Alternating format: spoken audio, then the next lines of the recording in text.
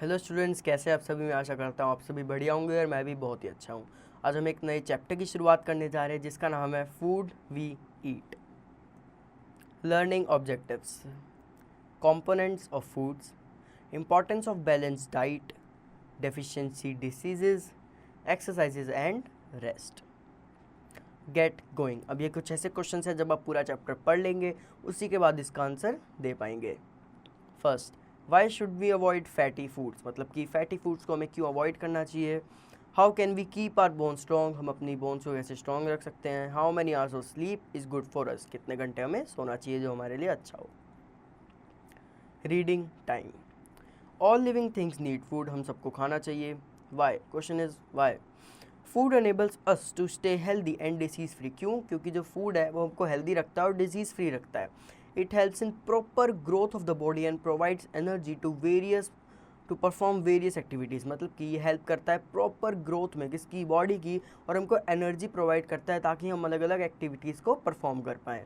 The nutrients in the body are chemical substances that are essential for proper development and growth of the body, मतलब कि जो nutrients present होते हैं body में वो chemical substances होते हैं जो हम हमारी बॉडी को चाहिए ही होते हैं, किस लिए, डेवलपमेंट और ग्रोथ के लिए बॉडी की।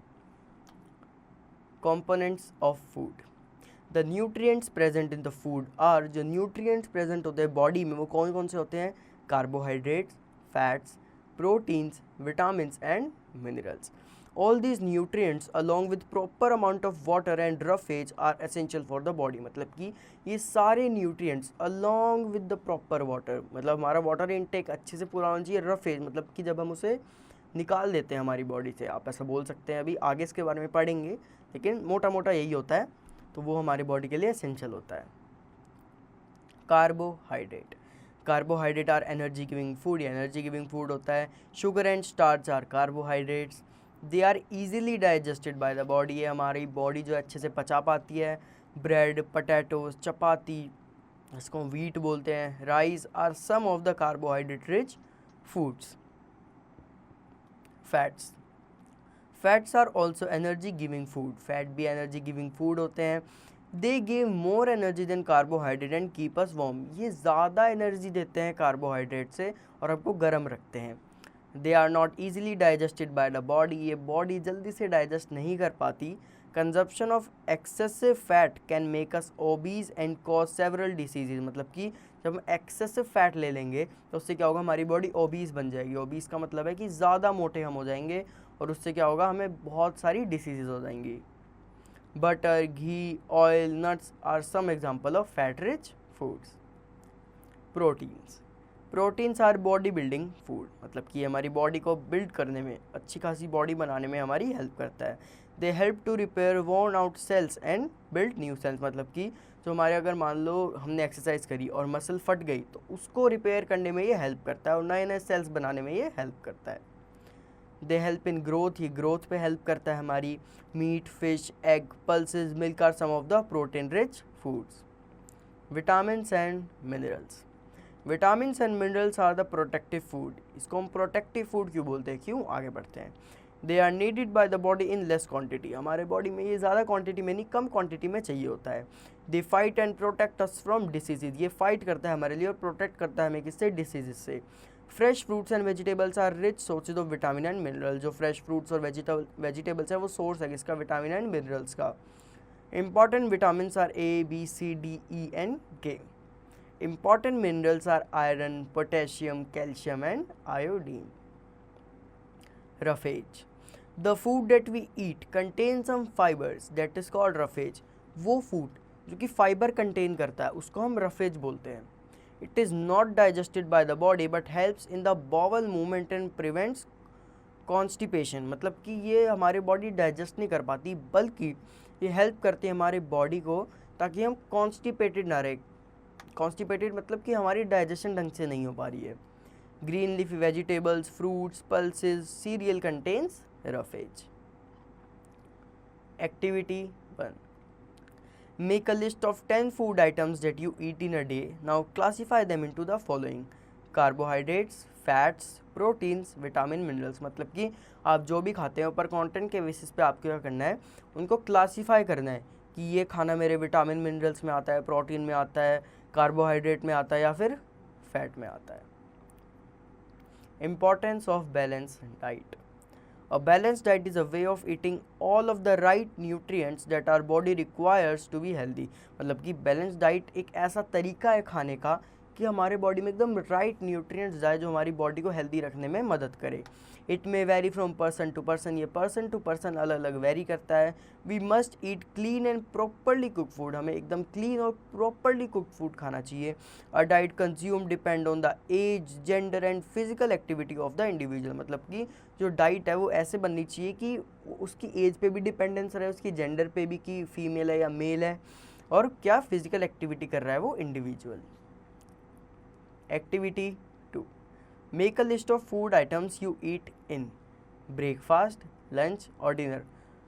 Is it a balanced diet? Yes or no? मतलब कि जो भी आप पूरे दिन में खाते हैं उसका एक चार्ट बनाओ कि ब्रेकफास्ट में क्या खाते हो, लंच में क्या खाते हो, डिनर में क्या खाते हो, और एक बार खुद ऊपर जो भी पड़ा है उसके बेसिस पे ये सोचने की कोशिश करना कि क्या ये बैलेंस डाइट है या नहीं है।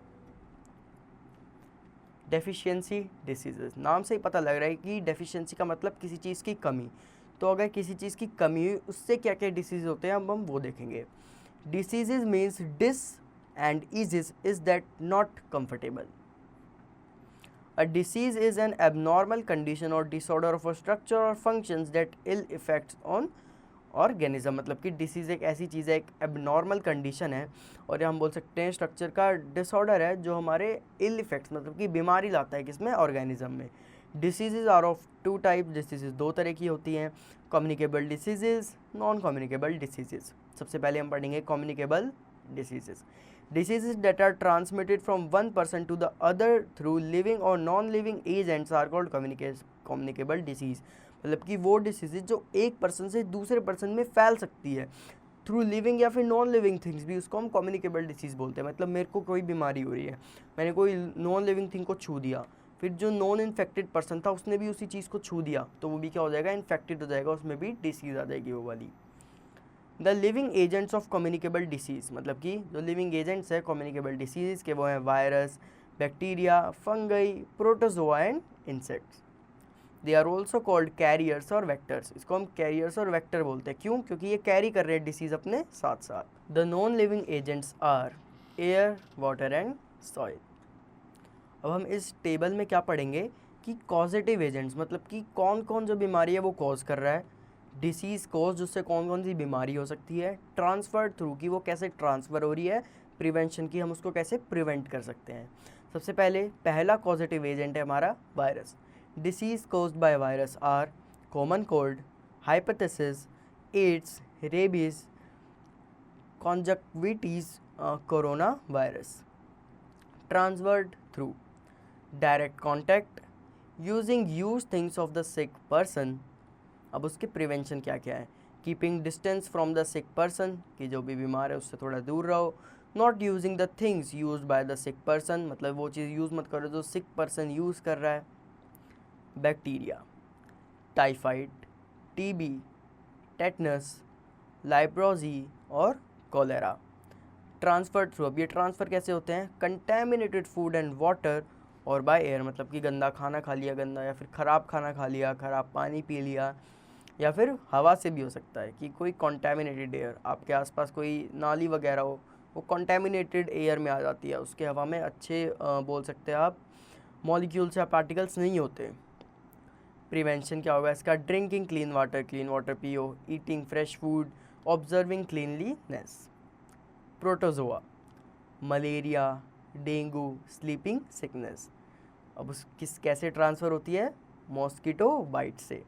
उसका प्रिवेंशन क्या होगा, using mosquito repellents, spraying insecticides, not allowing water to collect, मतलब पानी को अगर कहीं इकट्ठा करो तो उससे क्या होता है, मॉस्किटो पैदा होते हैं, इसलिए प्रिवेंट करने को बोला गया है। Fungi, food poisoning, skin infections, और वो कैसे ट्रांसफ़र होती है, ईटिंग स्टेल फूड। अब उसका प्रिवेंशन क्या है, कीपिंग फूड कवर, कि फूड को कवर करो। Non communicable diseases, non communicable diseases do not transfer from a sick और infected person to a healthy person, मतलब कि ये डिसीज़ ऐसी होती हैं जो एक पर्सन से दूसरे पर्सन में नहीं फैलती।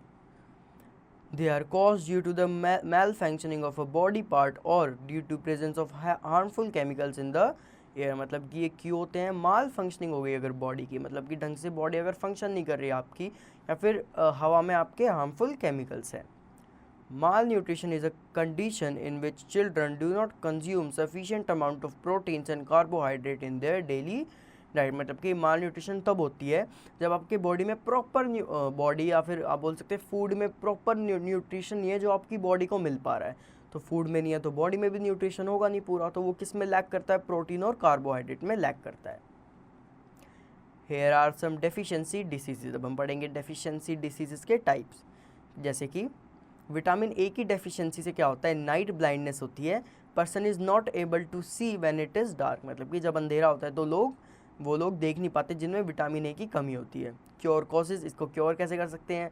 कैरेट से, ग्रीन लीफी वेजिटेबल्स से. Vitamin B, beri berry.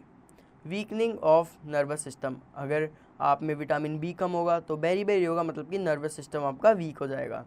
Cure sources, meat, egg, whole grains, dried beans and milk. Vitamin C, scurvy. Bleeding gums, swollen joint. मतलब कि अगर आपके ब्लीडिंग गम्स हैं या फिर स्वेलन मतलब सूजन आई हुई है जॉइंट्स में, तो वो इसकी विटामिन सी की डेफिशिएंसी से होता है. क्योर सोर्सेज क्या है इसके? Citrus fruits, lemons, strawberries and amla. Vitamin D, rickets, bent legs, weak bones. How to cure that? Fish, dairy products and sunlight.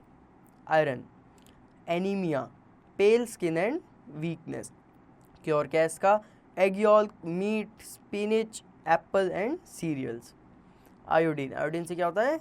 Goitre. Goitre क्या होता है? Swelling of the glands in the neck. मतलब आपका जो ये गला है वो एकदम सूज के एकदम मोटा हो जाता है. अब इसका क्या इलाज है? Iodised salt and sea food. Calcium, bone and tooth decay. का क्योर क्या है? Milk, egg and fish. Proteins, kwashiorkor, swollen stomach और थिन लेग्स. मतलब कि पतली पतली टांगे हो जाती हैं और पेट एकदम बाहर ऐसे फूला हुआ हो जाता है. उसका क्योर क्या है? Pulses, egg, milk and fish. Check yourself. अब ऊपर आपको कंटेंट के बेसिस पे कॉलम ए को कॉलम बी से मैच करना है. Exercise and rest. Exercising regularly, walking, sitting in correct posture and taking sufficient amount of rest are very essential to stay healthy and strong. मतलब कि रोज़ exercise करना और उसके बाद ढंग से एक अच्छे पोस्चर में बैठना और अच्छे से रेस्ट करना, ये भी हमारी बॉडी को हेल्दी रखती है. Exercise, regular exercise make a strong and help the muscle to grow. मतलब रोज़ रोज़ एक्सरसाइज करोगे तो उससे आप हेल्दी तो रहोगे ही बल्कि आपकी मसल भी बिल्ड होगी. The fast pace with which the heart beats improve the blood circulation in the body and oxygen supply increases to all cells of the body. मतलब कि फास्ट पेस पे अगर आप रहोगे उससे क्या होगी? हार्ट बीट इंक्रीज होगी तो ब्लड सर्कुलेशन जो है वो अच्छा होगा और आपकी बॉडी में जो ऑक्सीजन सप्लाई है सेल्स में वो भी ज़्यादा अच्छी होगी. Swimming, cycling, running and yoga are some of the regular exercise. मतलब कि स्विमिंग करना, साइकिलिंग करना, रनिंग करना, योगा करना, ये भी कुछ रेगुलर एक्सरसाइजेज में ही काउंट होती है. Rest, rest refreshes the tired body and keep the mind fresh. मतलब कि जो रेस्ट है वो आपकी बॉडी को रिफ्रेश करता है, एक नई शुरुआत करने का आपको मौका देता है और आपका इससे माइंड फ्रेश रहता है. It relax our muscles and calms our breathing and heartbeat. मतलब कि ये रिलैक्स करता है मसल को और काम डाउन करता है किसको? हमारी ब्रीथिंग को और हार्ट बीट को. The body gets enough time to repair the damage और वॉर्न आउट पार्ट्स. मतलब कि अगर हमारी मसल फट गई, हमें चोट लग गई, तो वो हमारे रिपेयरिंग करने में हेल्प करता है. क्या? रेस्ट करना या स्लीप करना. A minimum of 8 hour of sleep is needed every day to stay healthy. मतलब कि हमें मिनिमम से मिनिमम 8 घंटे की नींद चाहिए ही होती है अपनी बॉडी को रिपेयर करने के लिए या फिर हेल्दी रहने के लिए. Summary, carbohydrates, fats, protein, vitamin and minerals are the essential nutrients in the food. मतलब कि कार्बोहाइड्रेट हो गए, फैट हो गए, प्रोटीन हो गए, विटामिन हो गए, मिनरल हो गए, एसेंशियल न्यूट्रिएंट्स हमारे फूड के. Carbohydrate and fats are energy giving food, proteins are body building food, vitamins and minerals are protective foods, water and roughage are also essential along with the nutrients. Consumption of nutrients depends on the age, gender and physical activity of the person. Okay, communication diseases spread through vectors such as air, water and soil. Non-communicable diseases are caused due to malfunctioning of the body part. Regular exercises and proper rest are very essential to stay healthy. Think and answer. A. Take the correct option. Food keep us healthy, disease free, दोनों ही रखता है, तो both A and B, C option. ऐसे आपको सारे part करने हैं. B. Fill in the blanks. Nutrients are dash substance in the food. Essential substance in the food. तो आपको कंटेंट के बेसिस पे ये भी करना है. Give reasons. अब इसमें आपको एक स्टेटमेंट दी गई होगी, ऊपर जो भी मैंने पढ़ा है उसके बेसिस पे आपको बताने की आखिर हो क्यों रहा है, इसका रीज़न क्या है. Match the following. इसमें आपको मैच करना है कॉलम ए को कॉलम बी से. E. Answer the following questions. तो इसमें जो भी ऊपर कंटेंट था उसके बेसिस पे शॉर्ट या लॉन्ग आंसर जो भी आपसे बन रहा है उसको करो, मैम से पूछो. सो मैं आशा करता हूँ आपको ये चैप्टर अच्छे से समझ आया होगा. अच्छे से इसकी प्रैक्टिस करो. Thank you.